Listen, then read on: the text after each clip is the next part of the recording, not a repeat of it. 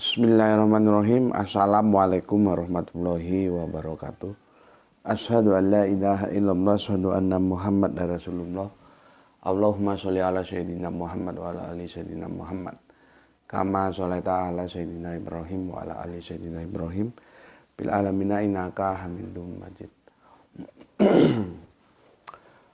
Sebelumnya kita panjatkan dahulu doa kepada Gusti Allah Agung untuk saudara-saudara kita yang telah memberikan sholawatnya kepada channel dakwah ini, sehingga channel ini dapat dengan setia hadir dalam ruang-ruang diskusi kalian semuanya dimanapun kalian berada. Tentu dengan sebuah harapan, insya Allah sholawat itu akan menjadi catatan langit amal soleh bagi mereka dan keluarganya kelak, dan insya Allah akan terbalaskan dengan balasan yang lebih baik lagi. Kemudian untuk seluruh pewer terkasihku dimanapun kalian berada, aku ucapkan terima kasih atas apresiasinya, baik yang di mancanegara maupun di dalam negeri. Matur nuwun, terima kasih ya. Semoga selalu always dan tidak pernah never. Tetaplah bertumbuh menjadi satu pribadi yang tangguh, anti skip dan anti download. Bagi yang berkenan silakan saja di-share, tapi linknya ya. Jadi jangan videonya diunduh lalu dipotong-potong dan diunggah ulang. Aku tidak pernah kasih izin untuk hal-hal yang demikian. Kemudian untuk seluruhnya dari kalian, aku tidak bisa sebutkan satu persatu namanya. Terima kasih atas doa-doa baiknya untukku dan keluarga, dan semoga kebaikan doamu itu juga Gusti Allah curahkan kepada kalian semuanya. Sebagai sesama saudara, kita saling mendoakan dalam kebaikan, dan insya Allah doa kita bagian dari sekian banyak doa yang dikabulkan Gusti Allah Agung. Amin amin ya rabbal alamin.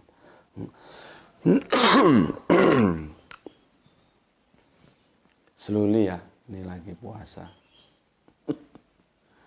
Kalem-kalem aja. Kita lanjutkan mimpi dan wahyu, dan insya Allah ini seri yang ke-8 tamat. Ya. Mimpi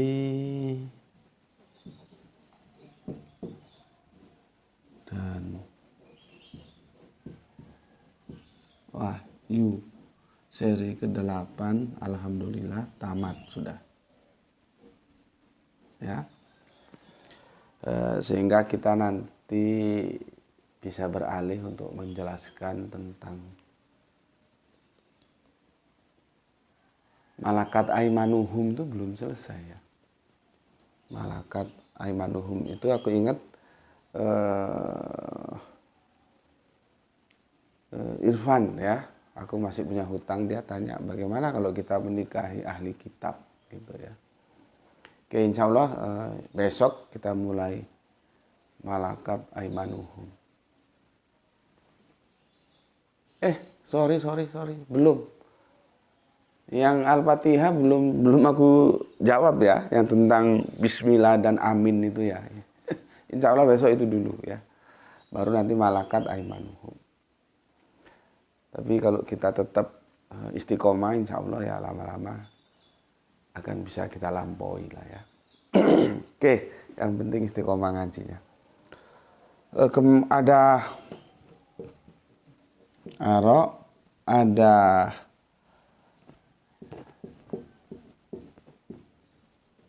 Adam, apa ini? Manang. Kalau translate-nya dari Arabiun ke Latin ini kurang pas, ya sudahlah, itu yang penting kalian ngerti, kalian paskan aja ya. Gue memang nggak bisa nulis Arabiun dan baca Arabiun secara baik ya. Yang penting otakmu ngerti apa yang aku maksud. Ini sudah aku jelaskan, ini sudah aku jelaskan. Ya. Ini mimpi.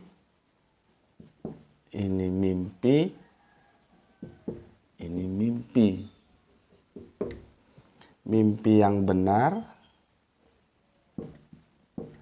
mimpi angan-angan, mimpi yang dilandasi satu peristiwa kehidupan atau kontekstual gitu ya mungkin ya gampangnya ya, kontekstual.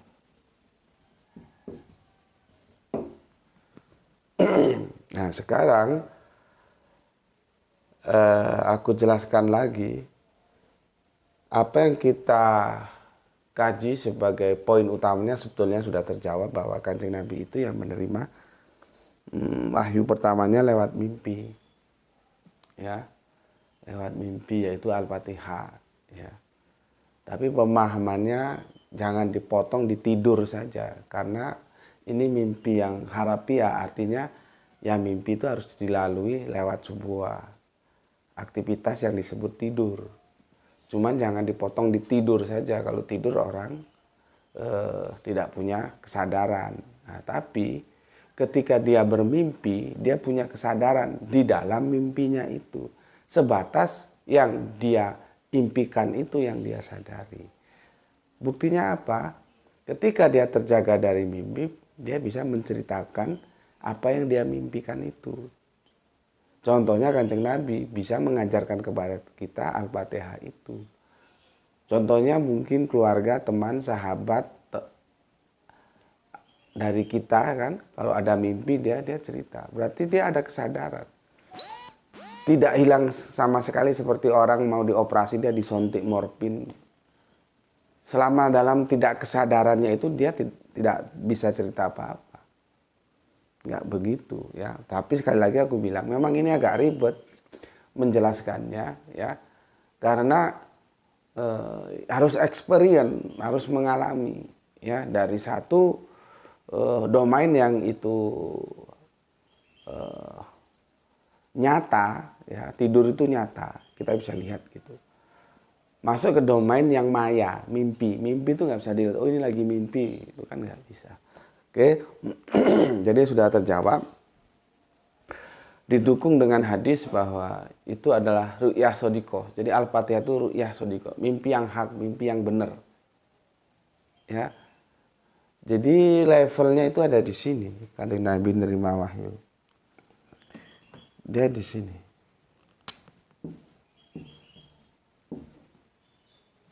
Ya,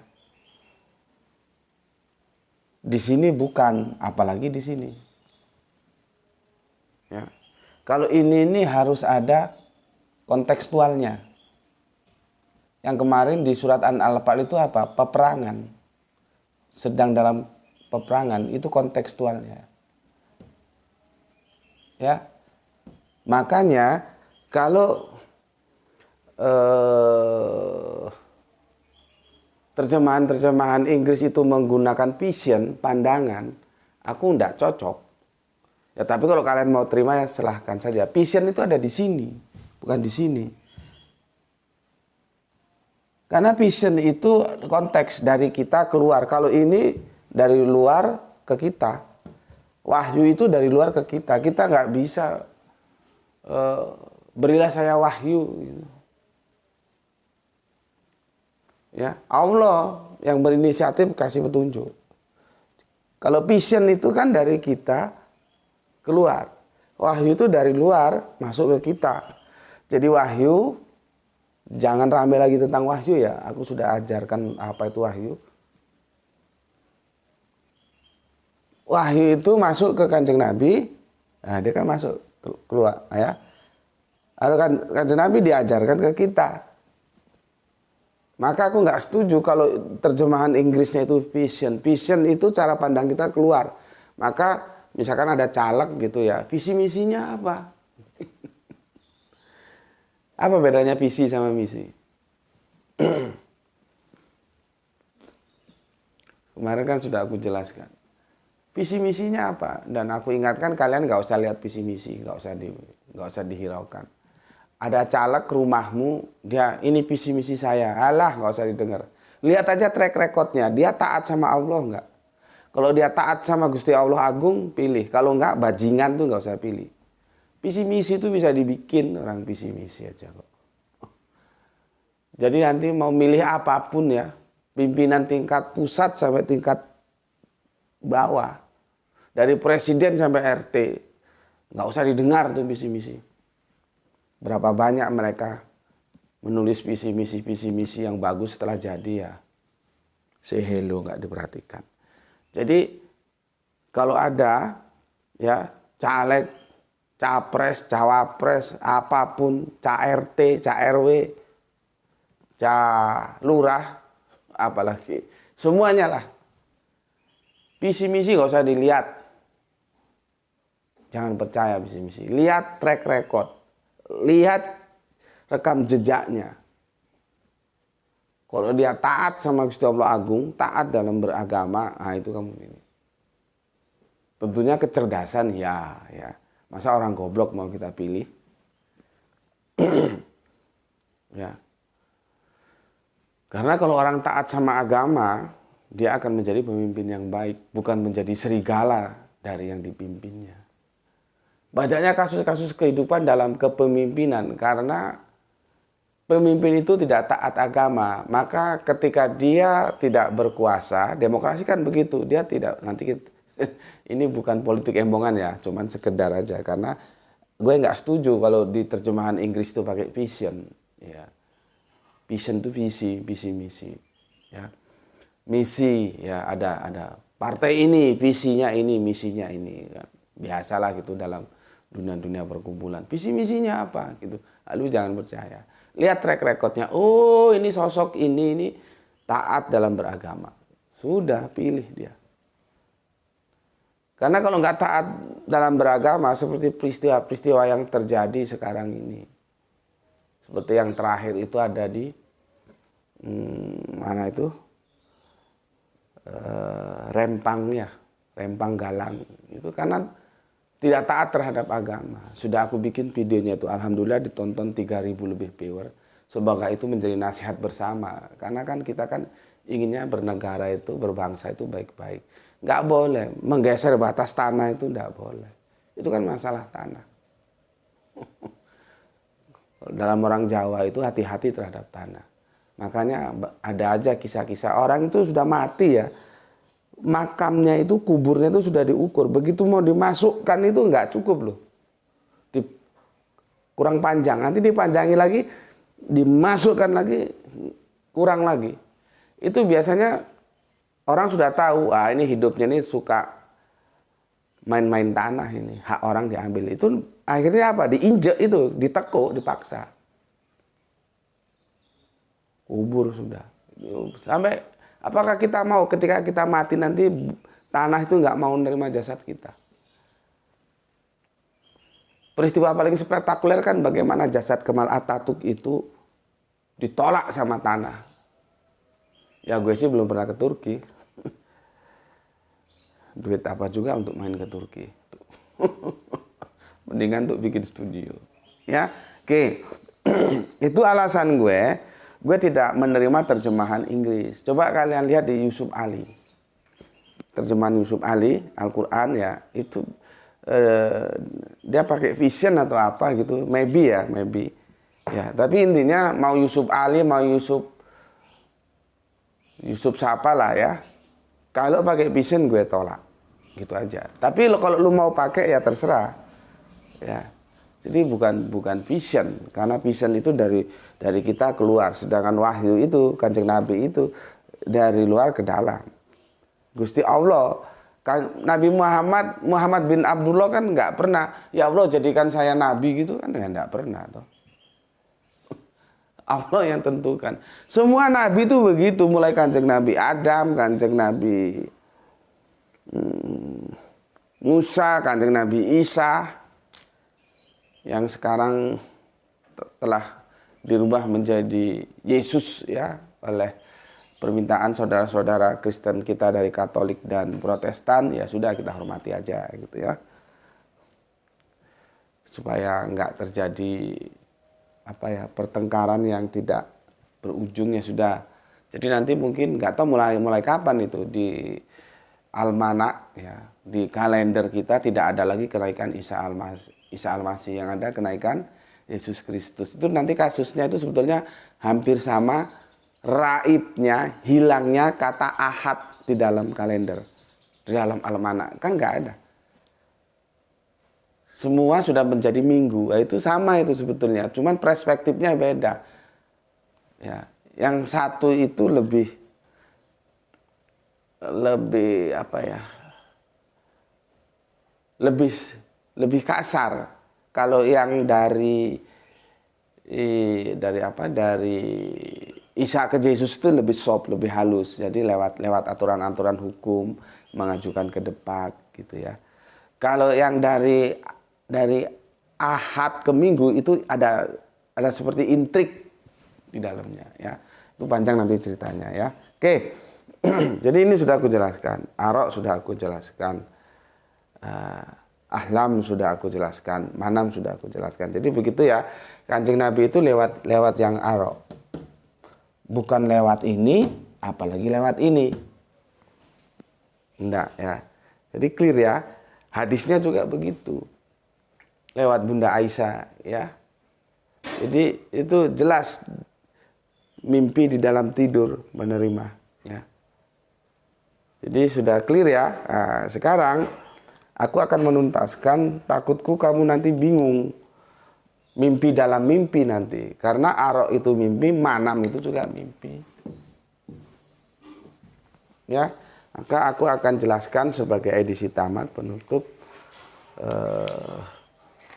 Quran surat 37 ya, atau surat apa 37 itu. Ya, ayatnya yang 102 sama Quran surat 37 105 ya. Ini bahasan kita sebagai penutup. Sebelum itu aku mau bacakan komen yang masuk dari kalian ya.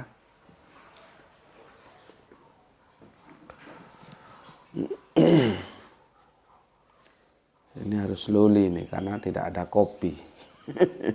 Takutnya nanti staminanya kedodoran di tengah jalan.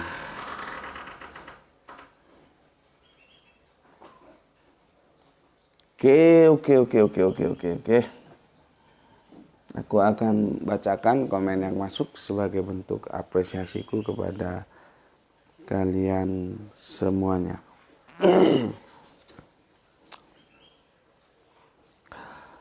Seri ke-7 sekarang seri ke-8 ya.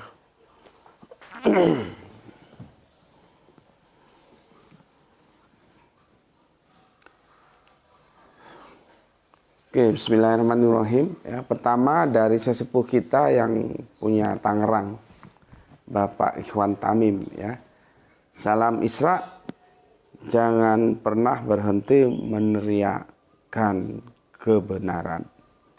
Terima kasih untuk Bapak Ikhwan Tamim yang ada di Tangerang dengan 3 buah hati merahnya. Oke. Kita lanjut ke saudara kita yang lagi dirantau orang ya. Ada Kang Usman Kam atau kita Saragi ya. Assalamualaikum Gus. Waalaikumsalam. Alhamdulillah Dubai dapat hadir di menit ke-7. Oh mantap ya. Izin mengikuti kajiannya Tuan Guru. Semoga guru dan semua saudaraku yang ada di channel dakwah ini bersama keluarga selalu sehat. Amin, amin ya rabbal alamin. Salam Islam rasional from Usman Dubai UAE. Oke, terima kasih untuk Kang Mas Usman Kam. Ya. Kita lanjutkan soleha kita dari timur ya. Alhamdulillah Palu hadir Tuan Guru. Salam Isra buat semuanya. Oke, untuk Gispati salam Isra untukmu, untuk keluarga. Dan untuk semua saudaraku yang ada di Palu dan matur numbah nuwun atas 3 hati merahnya. Oke, dari Palu kita terbang bergeser ke Palembang. Ada Sidan Gemi. Assalamualaikum, waalaikumsalam. Palembang nyimak kajian. Semoga JM beserta keluarga sehat selalu dan diberikan rezeki. Amin, amin ya rabbal alamin. Semoga kebaikan doanya juga tercurahkan atasmu, atas kalian semua ya. Salam Isra, Islam rasional. Oke. Kemudian Kang Mas Hadi Mawardi. Assalamualaikum, waalaikumsalam. Mas Hadi ini dari mana ya? Lupa. Lali aku masuk kok ngendi gue. Rumahnya di mana ya? Assalamualaikum, waalaikumsalam. Al-manam adalah mimpi yang menjadi petunjuk terkait kronologis konteks yang sedang dialami. Salam Isra. Mantap, mantap. Nah ini, ya. Mana? Ya ini kontekstual dia, ya. Kontekstual. Di sini diuraikan dengan bagus oleh Kang Mas Hadi Mawardi. Al-manam adalah mimpi yang menjadi petunjuk terkait ya kronologis konteks yang sedang dialami. Di sini sedang apa? Ini behind screen-nya perang apa ya? Perang Badar. Tolong dikonfirmasi. Seingatku perang Badar ini ya. Perang Badar. Jadi konteksnya sedang perang ya, perang Badar. Oke, terima kasih Kang Mas Hadi Mawardi. Salam Isra juga untukmu. Kita lanjutkan ke jagoan kita yang punya Bandung Utara bagian Barat, Kang Sahran Gipari. Kumaha Kang Pak Wartosna. Menyimak setelah 1 jam tayang sambil berjemur mentari pagi yang hangat. Oke, terima kasih atur nuhun. Salam Isra sadayana. Kita lanjutkan jagoan kita pakar herbal Kang Mas Wahyudi Junaidi. Assalamualaikum Gus. Waalaikumsalam. Benar Gus, Nawak Ayas yang kerja di Abu Dhabi UEA tiap hari Jumat libur, tapi justru Minggu gak libur. Salam Isra juga untukmu. Gimana, mantep gak ini? Aku kemarin ya blank lupa kalau Kang Mas kita Laisa Ragi itu ada di UEA juga. Ini Kang Mas Wahyudi Junaidi juga punya nawak itu bahasa Malang dibalik kawan ya, kerja di Abu Dhabi UEA juga. Hari Jumat libur. Coba. Kalian kan terlena. Aku yakin sebelum ngaji di sini bersama Gus Bedi, otakmu itu tidak pernah bertanya. Ahad, dulu kan Ahad menjadi Minggu libur. Hari raya siapa itu? Setelah reformasi zaman Pak Harto itu kan liburnya cuma Minggu doang kan, Ahad. Ya. Setelah reformasi nggak tahu gimana ceritanya, ya Sabaah libur. Gue nggak usah jelasin, lu ngerti lah Sabat itu hari rayanya siapa. Ya kan? Otak lu goblok, lu nggak pernah berpikir ke situ. Karena apa? Terbuai, terlena. Sekarang penyakit yang paling berbahaya itu untuk generasi-generasi milenium itu terbuai, terlena, apalagi bahasanya. Sehingga tidak tahu duduk permasalahan yang sedang terjadi. Setelah di sini gue kasih tahu elu supaya otak lu itu ada isinya. Kenapa Jumat nggak libur? Jumat itu hari raya, hari Id.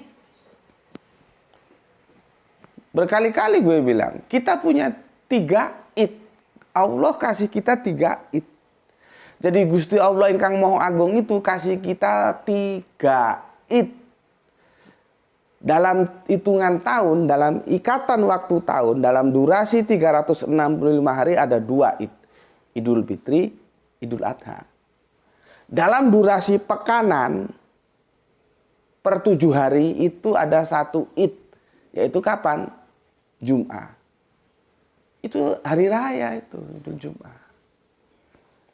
Makanya nanti dalam memahami duhur dan Jumat, yang boleh merukso itu hanya Idul Fitri, Idul Adha, itu boleh dirukso dengan Idul Jum'ah. Karena apa? Mereka satu domain. Setara, sama-sama sholat Id. Sedangkan duhur itu beda domain. Duhur itu domainnya ada di sholat 5. Dari Isya, dari subuh, duhur, asar, maghrib. Domainnya di sini. Maka memang tidak ada, mbok kamu cari sampai dasmu, jungkel. Nggak ada ceritanya duhur itu bisa saling merukso dengan Jumat. Nggak ada. Domainnya beda. Allah bikin aturan sendiri-sendiri, domainnya sendiri-sendiri. Makanya kalau ada orang bertanya, loh itu di surat Jumat nggak ada itu perintah sholat duhur. Ya kan goblok. Sholat duhur itu diperintahnya di lain sholat. Ngapain juga ada di sholat Jumat. Sholat Jumat itu ya perintahnya tentang sholat Jumat saja. Gitu loh. Sekarang kan goblok. Kalau nggak sholat duhur dia sholat Jumat. Kalau nggak sholat Jumat dia sholat duhur. Seolah-olah saling merusak, tidak bisa. Nah, makanya taat terhadap Al-Quran, taat terhadap Al-Hadis. Al-Quran, Al-Hadis sudah menjelaskan seperti itu. Budaya kok begitu? Ya kita cari salahnya budaya itu kenapa begitu? Kok nggak sejalan dengan Al-Quran dan As-Sunnah? Begitu loh. Jangan kamu sudah tak kasihkan dalilnya dan kamu mengakui kebenarannya. Tapi kamu masih mau cari-cari saja dan kamu mengikuti budaya yang tidak sejalan dengan Al-Quran dan As-Sunnah. Itu hanya dilakukan dengan orang yang otaknya miring. Gitu loh. Ya. Oke. Sekarang kamu sudah ngerti, kamu bertanya. Inilah efek ketika kita memahami surat Al-Baqarah ayat 143. Jadi ke sana kita. Coba buka surat Al-Baqarah 143. Kamu buka. Ini sudah setengah jam belum. Al-Baqarah 143.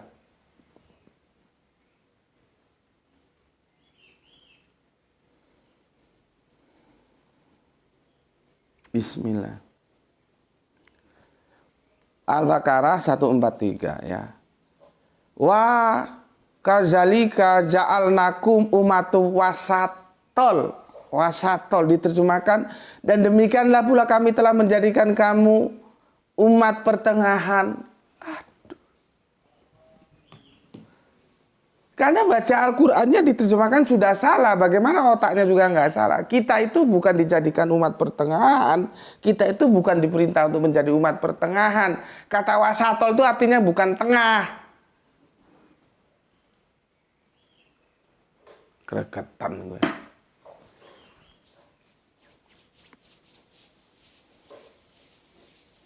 Kemana itu mereka yang mengatakan bahwa wasatol itu umat pertengahan?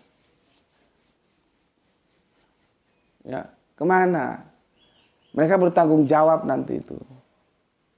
Karena umat jadi tersesat memahaminya. Wasit itu penentu. Jadi kita diperintahkan Gusti Allah Agung untuk menjadi umat yang menentukan, bukan ditentukan. Coba sekarang, bisa kamu nggak menentukan Jumat libur, itu hari raya kami? Bisa nggak? Makanya gue kan sudah bilang, kalau kamu belajar, kamu dapat pahala. Dapat ilmu. Orientasinya studi, belajar. Tapi kalau kamu berpahala, kamu nggak dapat ilmu. Al-Quran lu baca-baca doang, lu apal doang. Sudah deh mantep, gue tahu. Lu apal Al-Quran. Dari kanan ke kiri, dari kiri ke kanan, dari atas ke bawah. Dari bawah ke atas, lu apal. Udah deh, gue ngakuin, lu apal. Tapi otak lu kagak ngerti apa yang dimaksudin Al-Quran. Ya untuk apa? Karena lu mau berpahala. Kita itu sudah dibuai oleh pahala. Kalau lu hanya mau berpahala, lu kagak dapat ilmu. Ya seperti tadi itu, nggak tahu wasaton kok bisa jadi pertengahan. Lu tahu dalam pertandingan olahraga, wasit itu yang menentukan bola keluar atau bola masuk. Kalau lu main sepak bola, offside atau enggak, handball atau tidak, itu wasit yang menentukan, bukan antar pemain. Kalau antar pemain bisa berantem itu. Maka ditentukan oleh wasit. Handsball ditentukan oleh wasit. Offside. Jadi wasatol itu penentu. Kita itu harus menentukan, bukan ditentukan. Sekarang gue kasih PR lah. Coba maju kamu ke Menteri Agama atau ke siapa sana. Jumat minta libur. Bisa nggak kamu?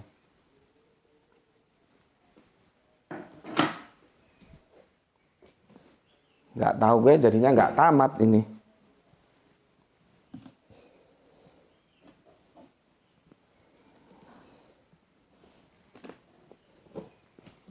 ngajinya goblok kabeh.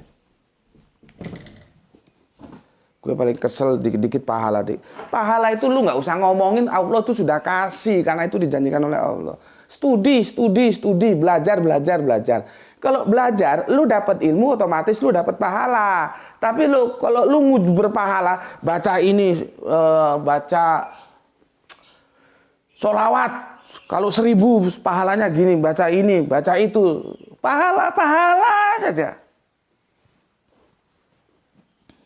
Makanya politik Belanda dulu ya, kita jadinya ke sana. Islam itu kalau mau ibadah mahdo itu nggak dilarang, justru difasilitasi. Lu ibadah aja, lu mikir pahala aja, lu nggak usah mikir negara, nggak usah. Itu bagian gue. Itu otak Belanda bajingan itu. Umat Islam disuruh berpahala aja, masuk langgar lu baca zikir 10 jam sana. Nggak usah mikirin negara-negara, itu urusan gue.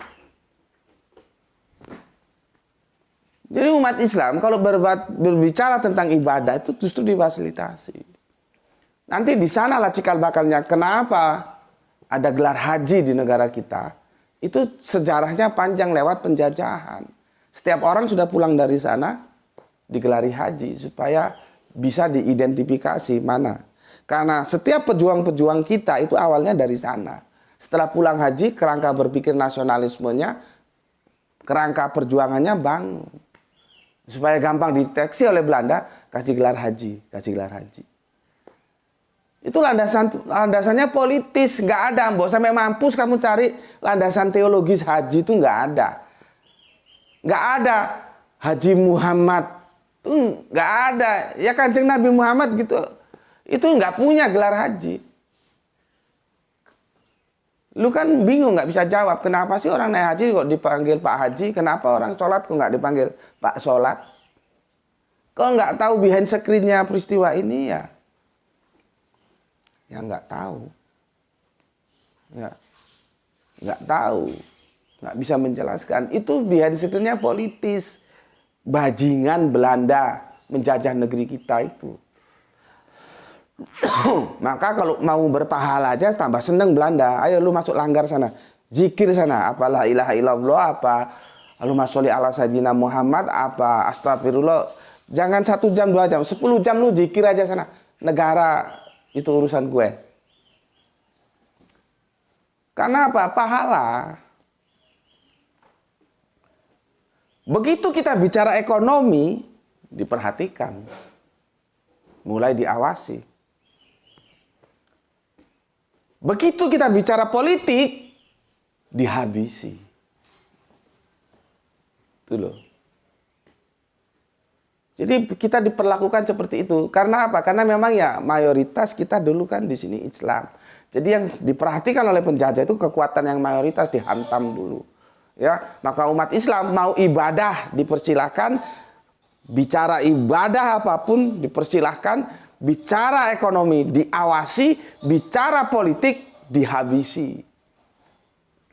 Karena sudah bicara politik itu bicara kekuasaan. Dan Belanda kagak mau berakhir kekuasaannya di Nusantara kita. Dulu kan masih Nusantara. Maka itulah 1908, di situ kebangkitan Islam ya berjuang untuk memerdekakan bangsanya dari penjajahan. Jadi kalau kita mau memisahkan negara ini dengan Islam, nggak bisa. Karena fakta sejarahnya seperti itu. Lu mau ingkari 1908 itu. Ada serikat dagang Islam, ada serikat Islam. Bagaimana, semoga Allah merahmati tidur panjangnya, Haji Omar Said Cokro Aminoto itu mengkader pejuang-pejuang Islam. Ada Bung Karno, ada Sekar Marji, Marijan Kartosuryo, ada Semaun. Itu akibat didikan tangan dingin Haji Omar Said Cokro Aminoto. Terus sekarang kita bernegara mau lepas dari agama, mau sekuler. Itu perlunya kita bicara sejarah. Gue kok jadi kesini jelasin ya. Gara-gara kita tidak bisa menentukan itu apa tadi ya. Jadi di sana Jumat libur. Sekarang kita bisa nggak menentukan Jumat libur, apa itu hari raya kami? Hari raya saudara kita yang Kristen Minggu libur, oke. Hari raya saudara kita yang Yahudi, Sabat libur, oke. Sekarang hari raya Islam, Jumat libur, oke. Bisa nggak menentukan itu? Kan ini kan nggak ada dalam otakmu dulu. Setelah ngaji di sini otakmu ada. Kok begitu? Oh ternyata begitu ya. Iya. Kenapa kamu nggak sadar? Karena kamu dibuai. Jadi kamu dikerjain nggak tahu. Itulah perlunya ngaji. Supaya goblokmu itu hilang, bodohmu itu bertepi. Jangan biarkan bodoh tak bertepi. Ya. Nggak tahu, mungkin nanti Wahyudi Junaidi jadi menteri agama atau penasihat presiden gitu ya, bikin usulan. Lewat apa? Lewat undang-undang dirubah. Kamu wakil dari Islam, Islam menentukan apa? Jumat libur. Itu. Yang gue kagak kepikiran itu sabaah itu loh, sabat. Kalau ahad itu minggu itu ya masih masih ada karena memang kan saudara kita kan Kristen itu populasinya ya cukup signifikan lah, meskipun tetap aja yang mayoritas Islam kan, tapi Kristen ini mungkin bisa menjadi 2 besar ya. Jadi libur ya karena mereka sedang jadi gini, agama dan budaya itu awalnya dulu satu. Nah, seperti penentuan hari itu. Itu kan itu dasarnya teologis itu. Seperti Sabat itu saudara tua kita Yahudi itu libur itu nggak boleh ini, nggak boleh itu. Itu kan dasarnya teologis itu. Jadi bagaimana kita mau lepas dari agama? Orang Allah sudah kasih kita agama. Sekarang berbangsa bernegara Arab PDW. Aturan agama itu harus dipakai. Walaupun negara kita bukan negara agama itu yes. Karena pluralis kita. Tapi kan negara kita itu negaranya orang yang punya agama. Gue belum sempat bahas yang kawin beda agama sama kawin apa itu. Kok gue lihat sekilas di YouTube itu katanya sudah boleh. Gimana ceritanya itu? Ya, oke. Itu Kang Mas Wahyudi. Sudah 37 udah gue hapus wes nggak jadi tamat. Gara-gara bahas ini. Tapi ya itulah kajian kita kan mengalir aja, apa yang kadang-kadang ini nggak terlintas dalam otakku, tapi begitu Kang Mas Wahyudi bilang di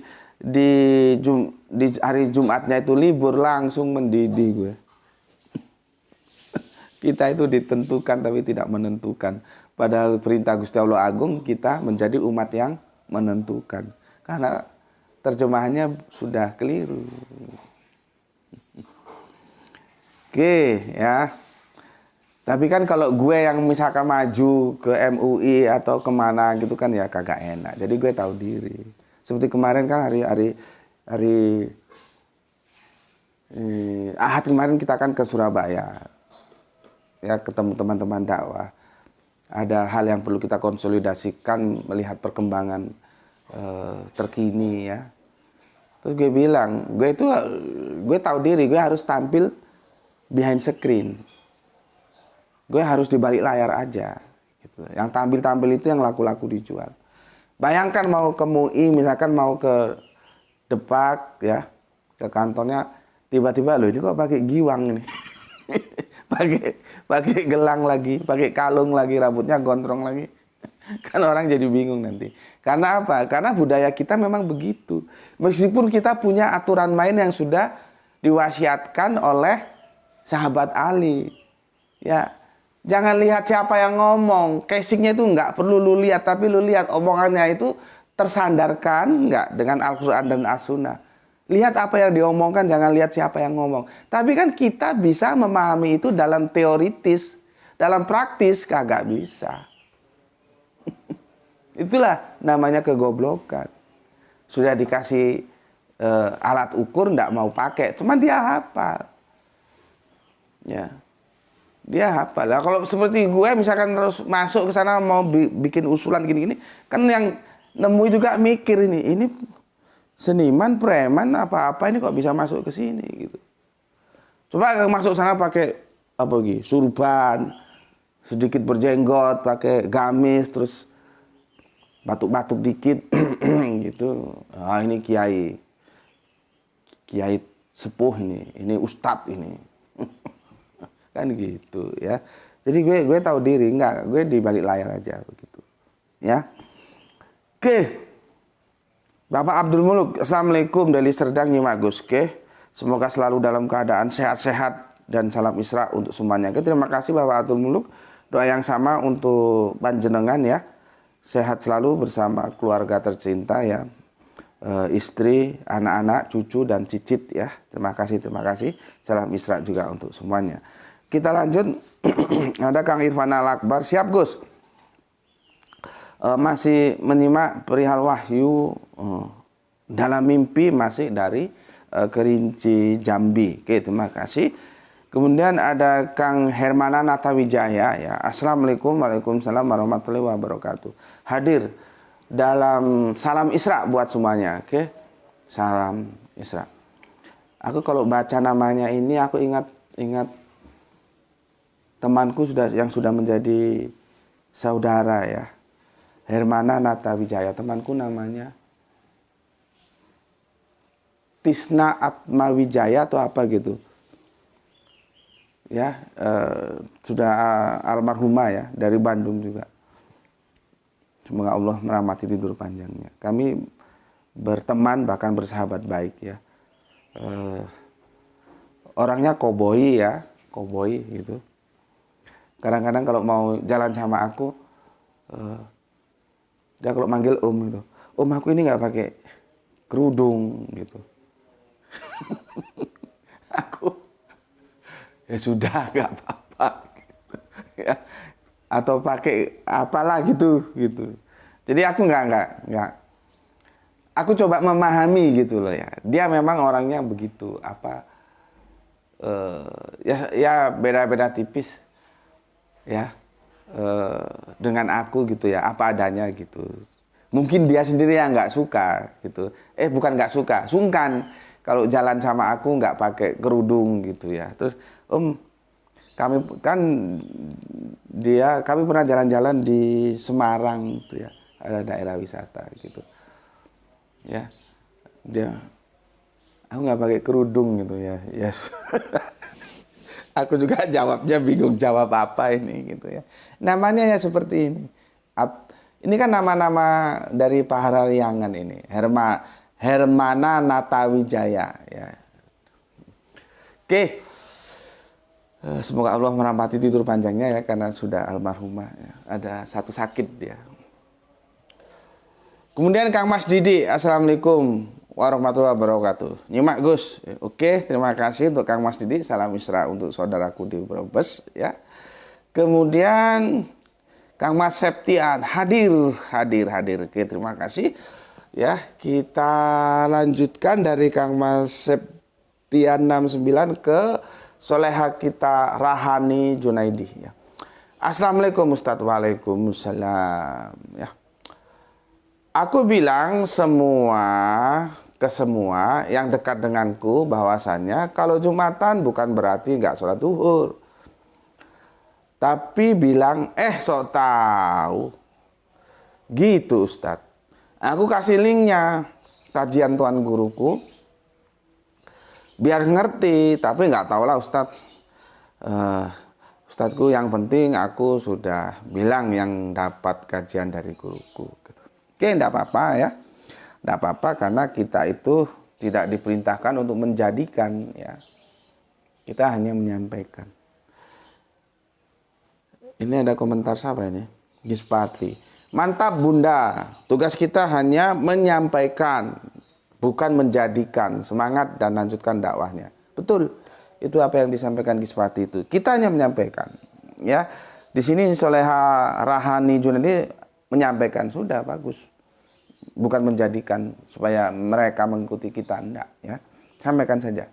Mau monggo, enggak mau juga enggak ada masalah ya. Jadi itu sesuatu yang bagus. Tetapi ingat, memang yang kamu sampaikan itu hal-hal yang dia menabrak semua ibadah yang telah menjadi kebiasaan sekarang. Bukan aja level nasional, level internasional. Makanya kajian ini kalau dibuka dalam forum ilmiah resmi gitu, asik ini. Supaya kita nggak kebelangsak. Jadi yang kita lawan itu bukan main-main, Bunda. Ya, levelnya ini level internasional. Karena kita melawan apa yang mereka lakukan selama ini ketika duhur dan Jumat itu dipahami secara keliru. Gitu. Jadi kalau langkahnya itu berat, ya itu memang harus dipahami karena yang dilawan juga berat. Jadi mainstream, anti mainstream. Gue bahas ini kan baru kini, padahal sudah berapa lama? Sudah hampir 5 tahun kan bermain YouTube. Karena gue harus timbang-timbang dulu. Siap nggak ini favor-ku menerima informasi kajian ini? Gitu. Ya, dan akhirnya kita coba pelan-pelan dan seperti sekarang ini. Oh, dulu aku diem aja gitu. Di Facebook pernah, tapi itu juga sekilas. Ya. Nggak apa-apa, Bunda, lakukan terus dan benar apa katanya Gispati itu ya.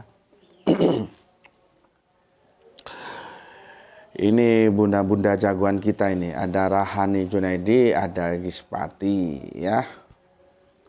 Terus yang lain-lainnya ya.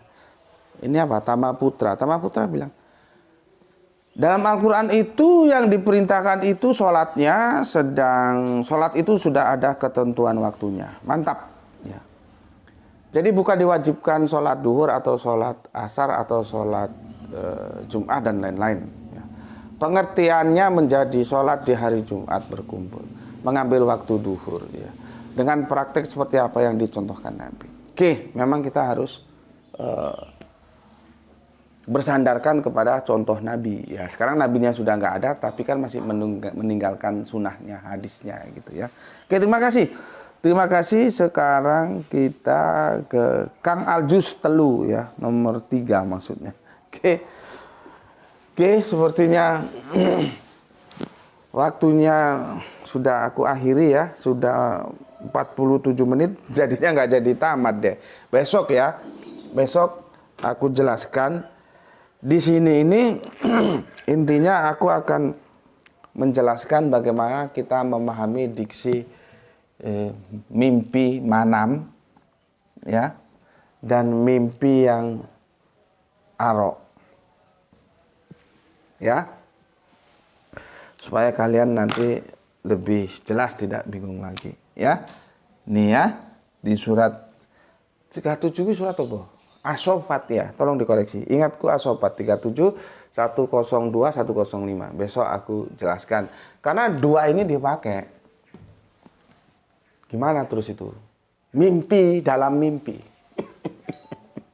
Mimpi dalam mimpi. Enggak ya, enggak begitu. Insya Allah besok aku jelaskan. Oke, sampai di sini dulu ya. Aku titip pesan, jaga Allah, jaga Kanjeng Nabi, jaga Al-Quran, jaga imanmu dalam bingkai keindahan Islammu, tetapi tetap memberi hormat kepada saudara-saudara kita yang memilih jalan lain karena mereka tetap saja saudara kita ya. Semoga mendapatkan keberuntungan. Ini duhanya sangat cerah sekali ya, sinar mentarinya sudah membagikan kehangatan untuk kita semua. Semoga kita mendapatkan keberuntungan ya, rezeki yang barokah dan kesehatan yang prima. Matur nuwun, terima kasih. Salam Isra, Islam rasional untuk kalian semuanya. Semoga tetap istiqomah ngaji di sini ya, sedapat-dapatnya lah ya. Dapat berapapun yang penting kita tetap ngaji di sini ya.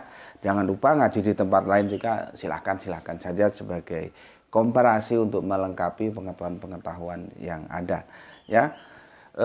Terakhir untuk ini akhirnya, bukan terakhir yang terakhir.